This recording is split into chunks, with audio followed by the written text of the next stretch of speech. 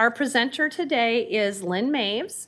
Lynn received her bachelor's in dietetics, food, and nutrition from Iowa State University. She received her master's of public health from the University of Minnesota, and she is a certified diabetes care and education specialist here at Mary Greeley Medical Center in the Diabetes Nutrition and Education Center for almost 17 years. Please welcome Lynn. Hello, everyone. Good to have you all joining us today. I have to tell you, I've done this prime time before, and it's really quite different doing this, looking at this auditorium and doing this kind of thing without all of your bright, smiling faces out there. So hello to some of you. Some of you maybe recognize me from past, although my hair is a little bit longer, but I think all of us, our hair is a little bit longer right now, right?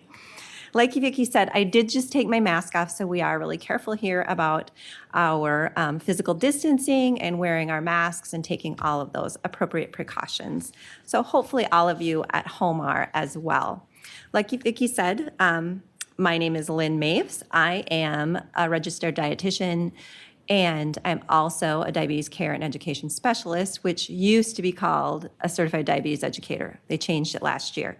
So a little bit of new credentials there. But anyway, so if you see that and look and say, Lynn, what does that mean? That's what it means. So today we're going to talk a little bit about gut health, which is really kind of a hot button topic right now.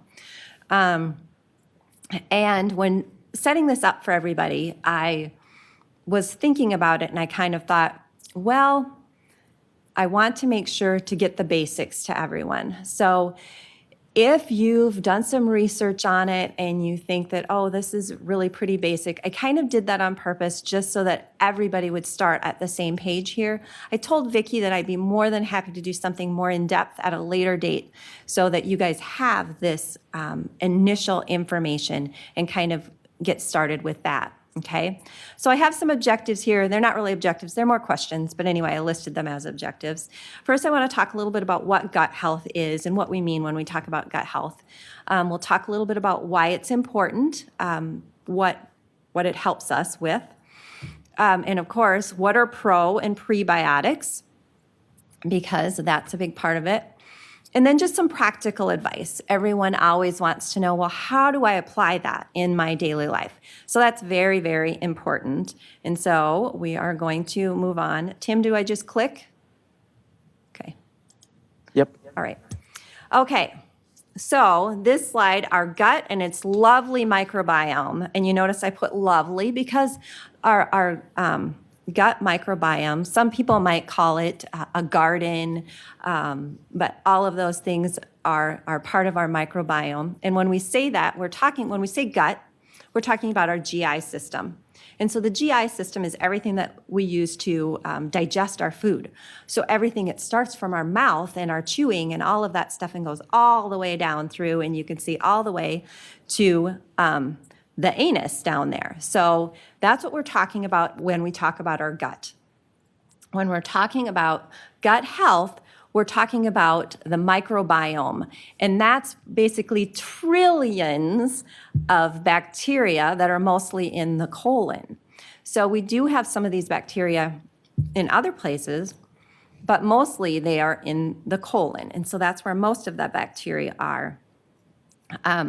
And the interesting thing about our microbiome is that everybody's microbiome is a little bit different. So my microbiome is different than Vicki's. And even if I had a twin, which I don't, my microbiome would be different than my twins. So we want to remember that everybody's is different, okay? And it changes from day to day depending on what we eat. All right?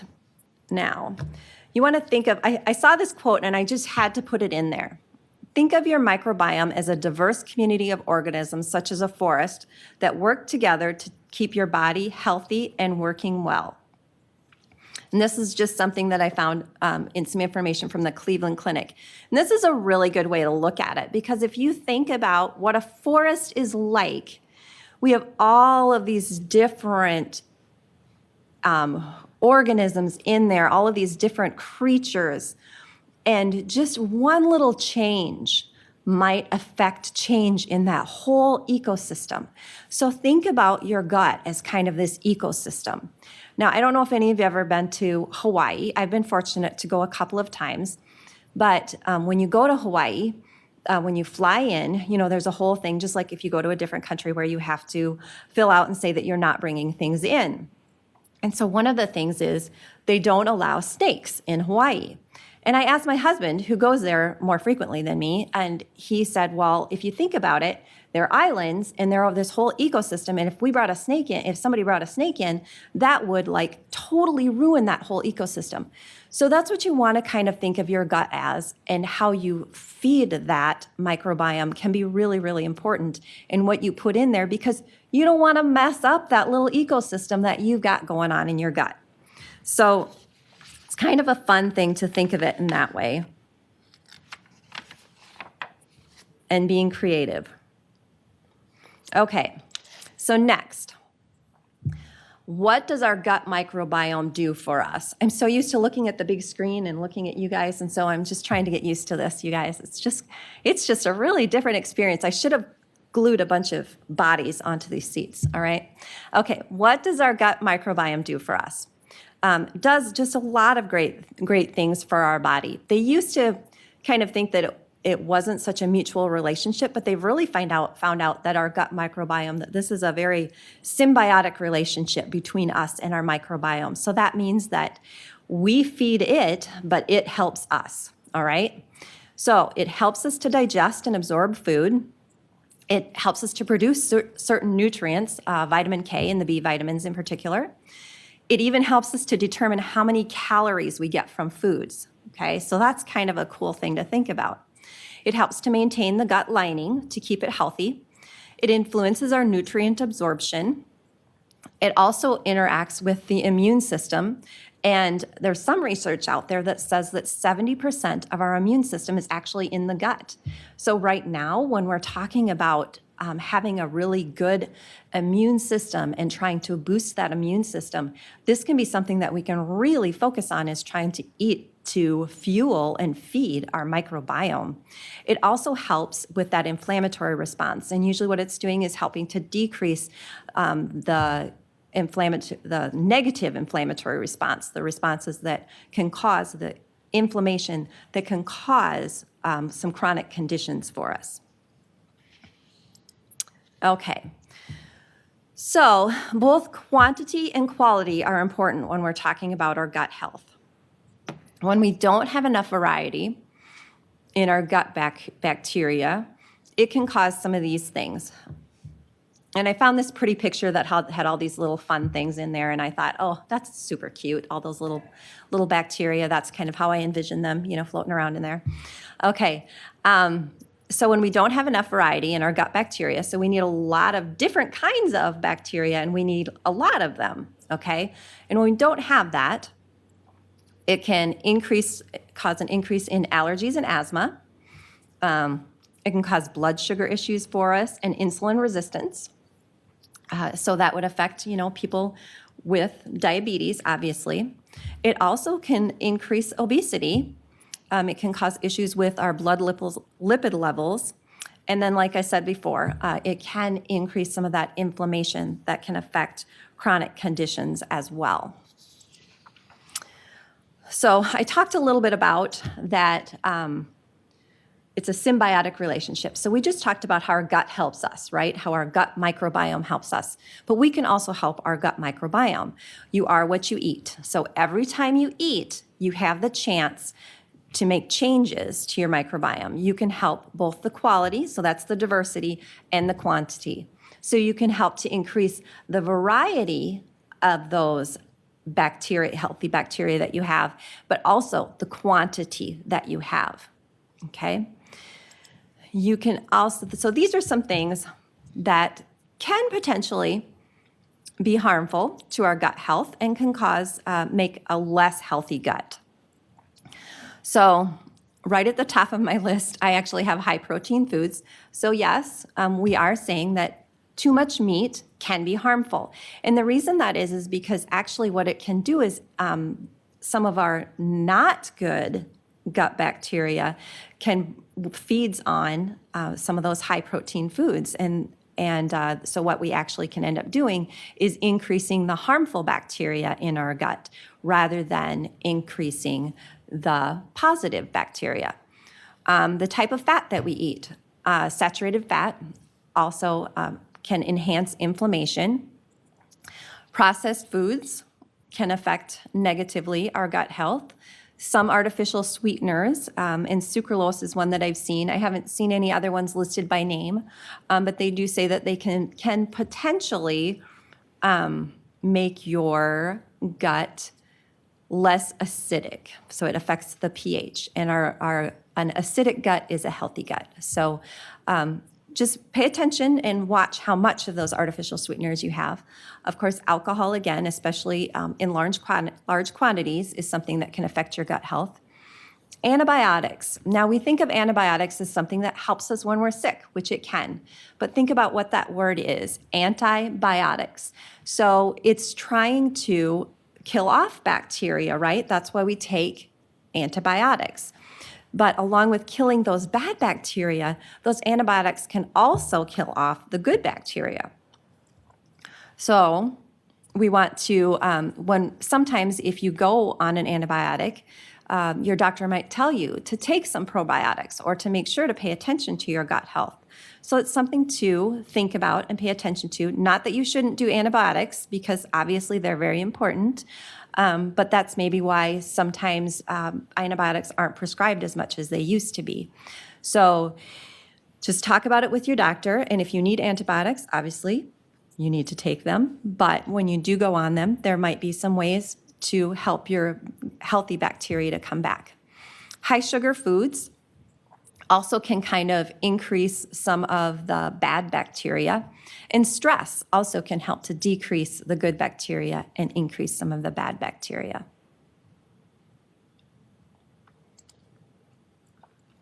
All right, so with all of that, and I kind of said, oh, you shouldn't eat all this, and all of these things can affect it.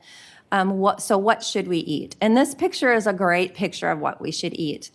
So look at how colorful it is. Look at all of the different foods that are in there. We've got nuts, we've got grains, we've got fruits, we've got vegetables. All of those things are things that are going to fuel our gut microbiome. Okay, so within those foods, we have, excuse me, I just got something in my throat. Within those foods, we have the colorful plants, and when we look at colorful plants, they contain compounds called phytochemicals, such as polyphenols, okay? And they also contain fiber, starch, and prebiotics that help to feed the good gut bacteria and promote the diversity and abundance that we want, okay? And both of those things help to support the digestive system and decrease harmful inflammation. So lots of plants and lots of different colors are kind of the key thing to remember there. So the polyphenols, the thing to remember with that is that those are those brightly colored, deep colored fruits and vegetables. So it's important to include those. And then fiber, a lot of our prebiotics are fiber, but not all fibers are prebiotics.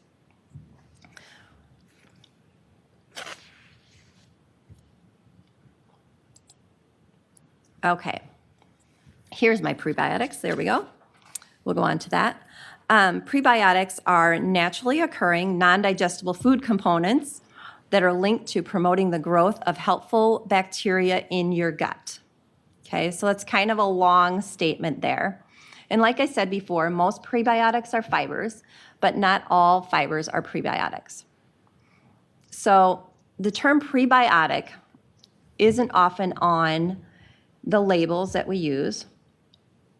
So some things that you might want to look for would be these terms right here, and they're pretty long. Vicky's bringing me a glass of water, so I'm going to take a drink here. Just a minute.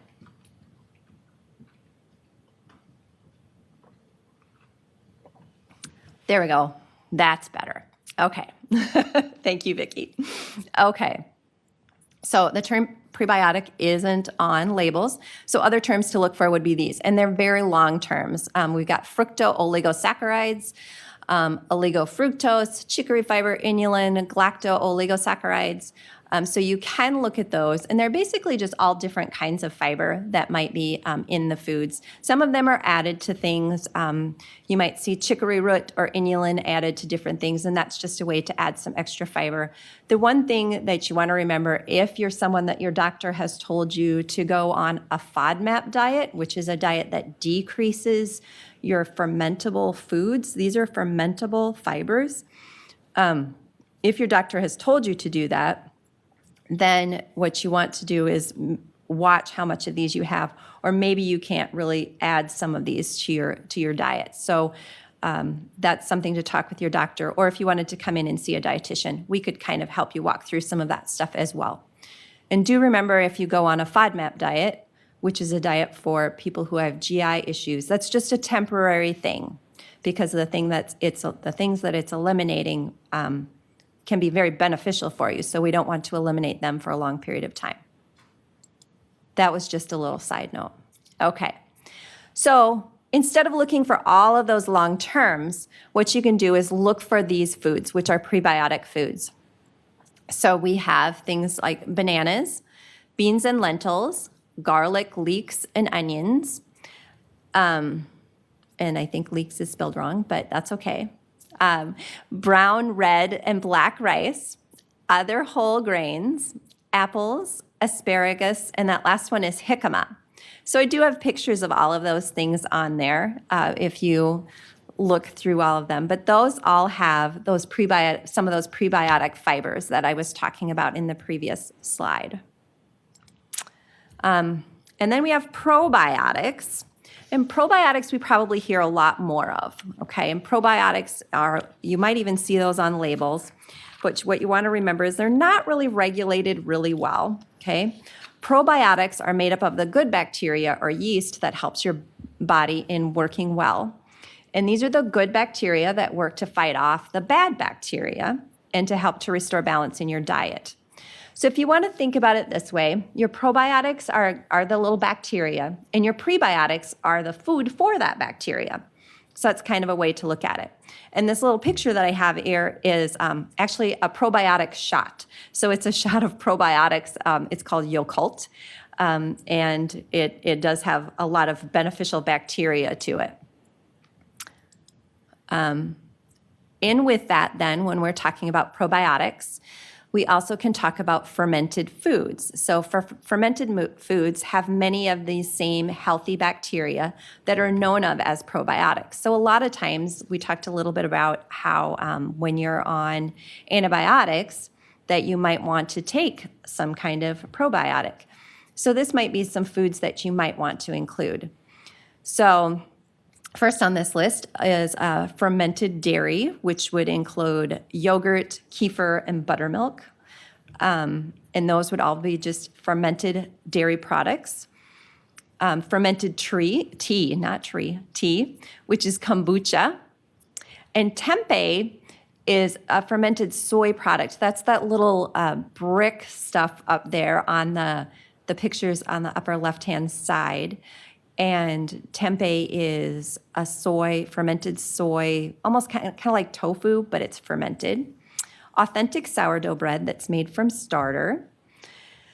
And then fermented vegetables, such as sauerkraut and kimchi. And actually, yogurt is probably the most well-known of these fermented foods that kind of have that healthy bacteria and probiotic benefits. But actually, sauerkraut and kimchi have probably even more healthy bacteria than what yogurt does.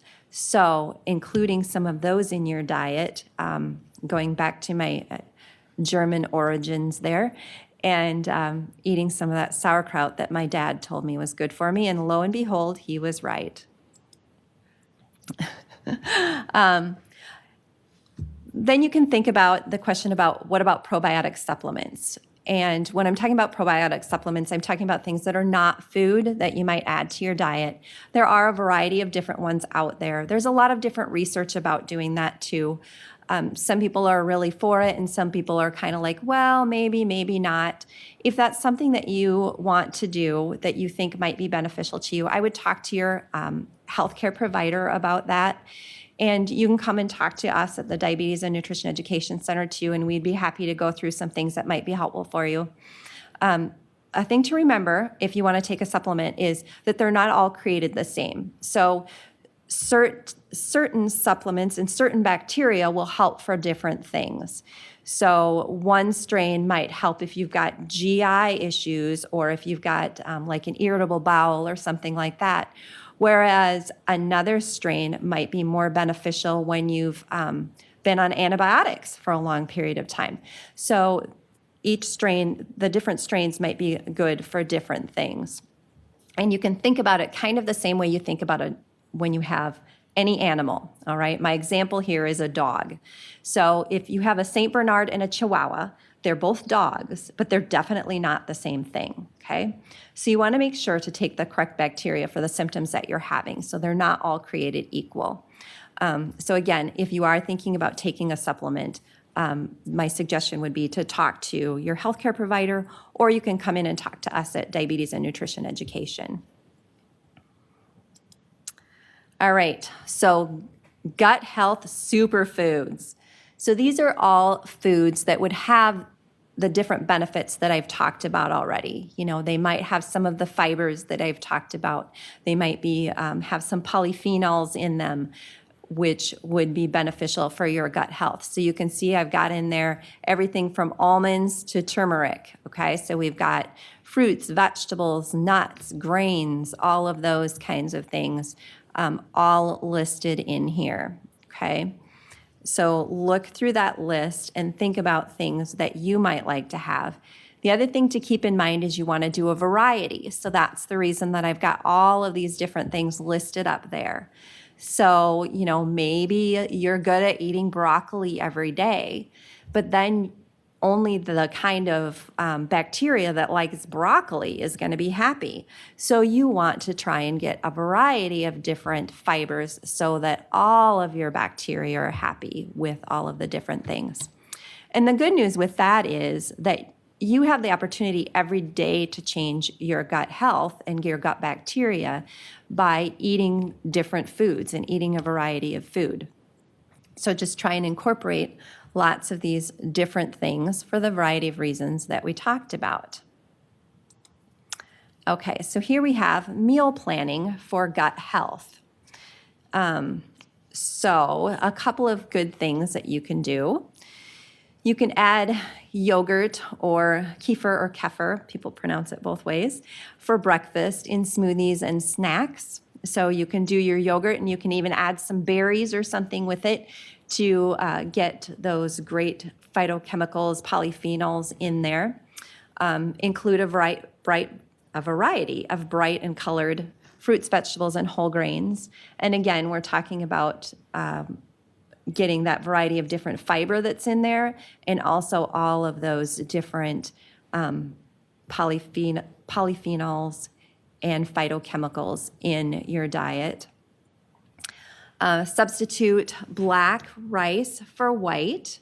And you can do any of the other grains as well. So you could do the red rice, you can do brown rice, there's quinoa, all of those different things. I just put black rice in here because it actually does work really well to substitute that for white. It tastes much the same, it's just black.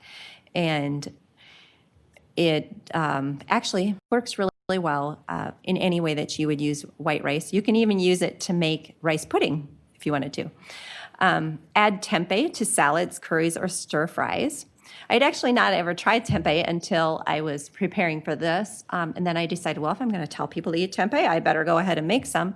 So I did. It was super easy to use. I just sliced it up and actually sauteed it with just a little bit of olive oil and some seasonings, and we cut it up and put it on top of a salad. It was great. But you can put it in a lot of different things.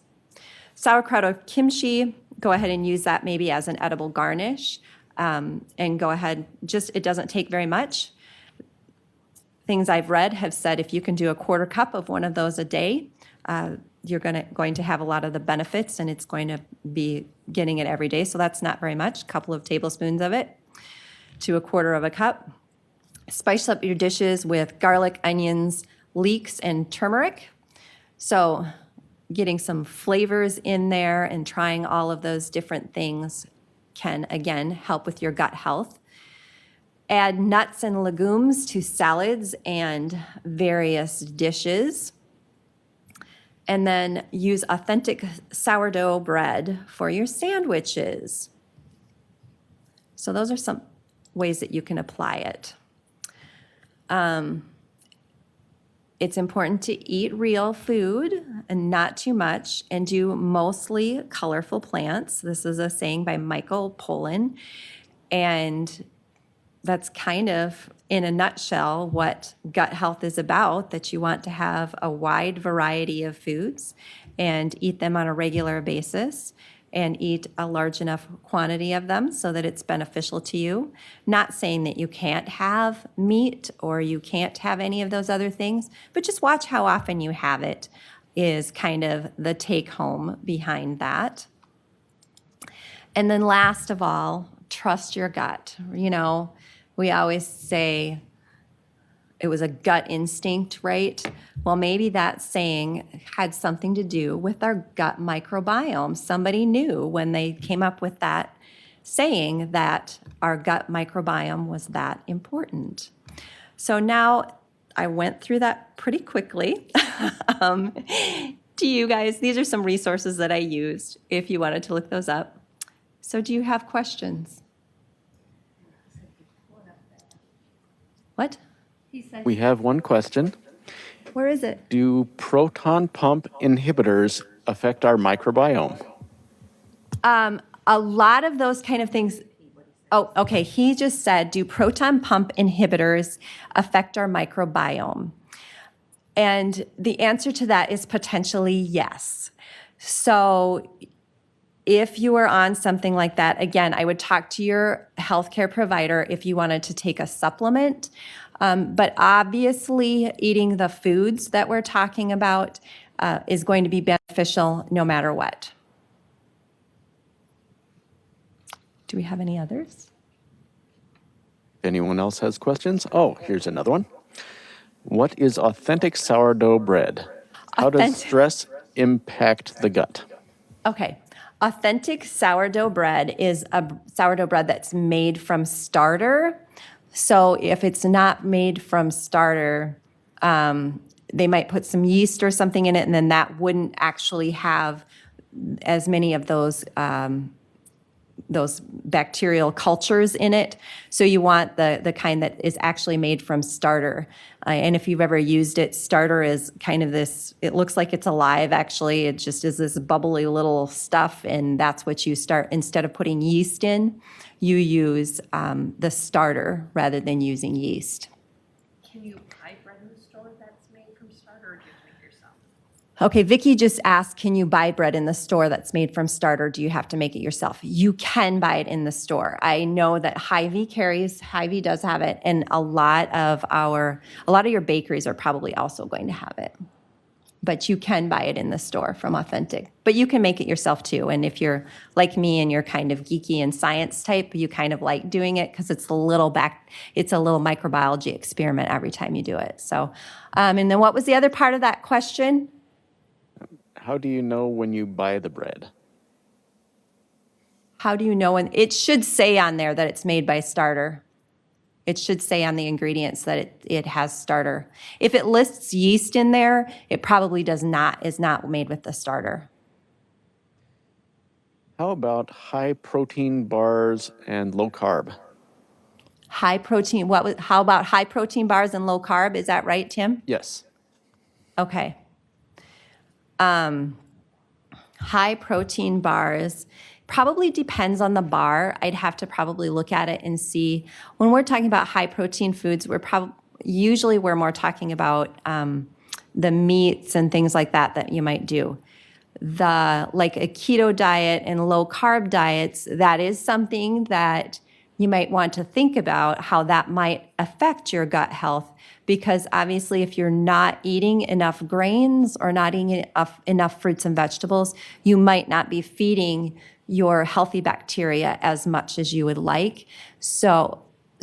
And you might also be feeding some of the more harmful ones. So that's one of those things that you might want to think about if you're doing like the keto or the paleo diet that are a little bit lower in carb, or almost, very little carb. If you're adding some carb to your diet and you're on one of those and you are adding some carb to it, just make sure to have, a variety of grains for the ones that you do use, and use some different ones. Like I said, the red, the black rice, use quinoa, things like that are going to really be beneficial for your gut health. And also be sure to include plenty of fruits and vegetables in a variety of different colors. Does peanut butter count as a legume that helps the microbiome? You probably could count peanut butter as a legume that helps the microbiome. It is a little bit higher in fat, and it depends on what peanut butter that you're doing. If some of them add a lot of extra sugar and stuff to them, that might not be quite as beneficial. But it is made from a legume, so if you make it either peanut butter or almond butter, you are getting a legume there. Will this help with acid reflux?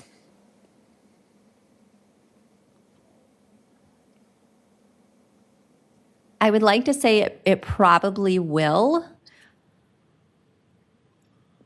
but that's probably on a case-by-case basis and depending on what's causing your acid reflux. And some of the things might, for some people, irritate your acid reflux for a little while. So that's something to take caution. And whenever you add these kind of things, these are all healthy foods and you want to include them no matter what. But some people, when they have like a lot of onions or a lot of garlic, it might increase, or spicy foods, it might increase their acid reflux. So in those cases, you might want to watch how much of it that you're using. And there might be some other options that might be better for you, but using it in smaller quantities or in cooking might not be as much of an issue for you. Could you go back to the slide with the jicama and tempeh and point it out? How do I go back here? Oh, there we go. I got it. I'm scrolling. Yes, I will show you. Let's see, I went too far. Right? Okay. So how do I point to it, Tim? Just use the mouse. Use my mouse? Yep. Okay. This is tempeh, okay? And tempeh can come in a variety of different forms. I got mine at Wheatsfield. I could not find it at Hy-Vee in their health food section, but Wheatsfield has several different options of tempeh. And you can get it already flavored, or I got just plain and flavored it myself because that's what I wanted to do. But they do have it in barbecue, and there are recipes that you can make like a barbecued sandwich, like a pulled pork tick sandwich with tempeh. So that would be tempeh right there. And we wanted jicama was the other one, right? Okay. Jicama is this right here. It is I'm not sure if it's a fruit or a vegetable. I'd have to look it up for sure. But it's kind of more common in Central American countries. I love it. I haven't been able to find it lately in the grocery store around here, so it must be kind of seasonal. I can find it a little bit better in the wintertime. I like to slice it up just like it is right here and eat it that way. To me, it tastes a little bit of a combination. It's got a little sweet to it. So it's a little bit of a kohlrabi and an apple or a pear combination. So if that kind of makes sense. And it's a harder, it's the texture of like a kohlrabi would be if you've had a kohlrabi, or a radish. It's that kind of texture. But they're bigger. They're about, cameras up here, about that size usually. And they're just sliced up. And like I said, they are popular in Central America. So tempeh. Okay, what is the process by which stress impacts the gut? The process by which stress impacts the gut. I don't know if I can exactly answer the specific thing that it does, but it does, decrease the positive, the healthy bacteria, and increase the unhealthy, from what I've read. I'd have to look into the specifics. And it also increases inflammation, usually, is what you hear. So, yeah. But I'd have to look for sure, but that's what I've read. Okay, like I said, this is kind of a growing body of research, and things are changing all the time, but those are some things that they found in common. And Vicki had a question for me here, so I'm going to get Vicki's question. Yeah. So tempeh, you kind of talked about it, reminded me of tofu. Is it something like that, or what is tempeh? Is it a grain? What is it? Okay, she just asked, tempeh, it kind of reminds me of tofu. It looks, in the brick, it looks a lot like tofu, but you can actually see like little grains. It almost looks like little soybeans in there, like these little beans right here. And they're just kind of pressed together really tightly, and it's fermented. Apparently, if you don't cook it right, it can have a little bit of a bitter taste. But I kind of think I did it with a curry and some garlic and a little bit of salt and pepper, and what else did I throw in there? In some olive oil. And I thought it had a little bit of a nutty flavor behind it. And I've read that too, but you can flavor it with whatever, and it does, it's a little firmer. With tofu, you have to press the moisture out usually, so it's a little firmer than tofu even after you press the moisture out. If our system should be acidic, why do you recommend an alkaline diet?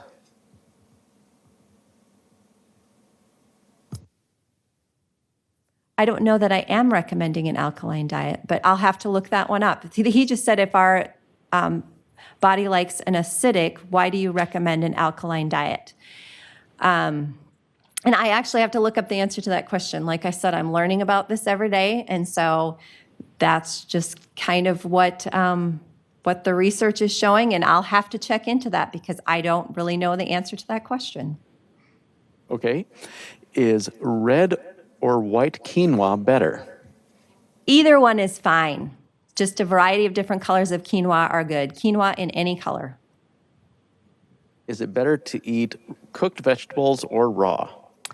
Again, whichever vegetables that you like. Now, a lot of times it depends how you cook them, obviously. So sometimes you might have more fiber in something that's raw, but sometimes if you are doing frozen vegetables or you are doing canned vegetables, sometimes those are processed when they are at the peak of their nutritional value. So sometimes those are actually higher in some of these nutrients than what our fresh ones are in the wintertime here in Iowa, where we have to have them hauled in. And one comment, very helpful information. Thank you.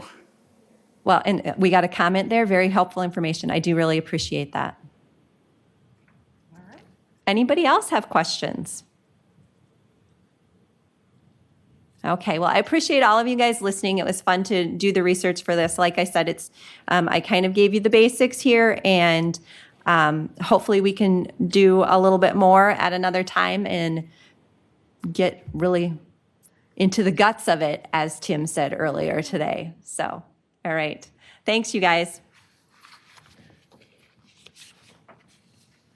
All right, thank you, Lynn. And before we started, she had pointed out to me this was a beginner's, and would I be okay if she came back to do a more in-depth program? And of course I said yes.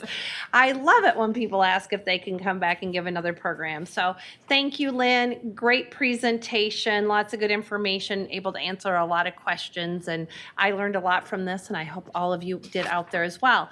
Want to remind you, we did record this. I'll send out a link to it to all Primetime Live members, whether you attended the program or not. So if you want to share this with somebody else, you will have access to the recording of it. And then our next program coming up is Tuesday, August 11th. It's Understanding Neuropathy, and that is Dr. Ramick with McFarland Clinic Neurology giving that program.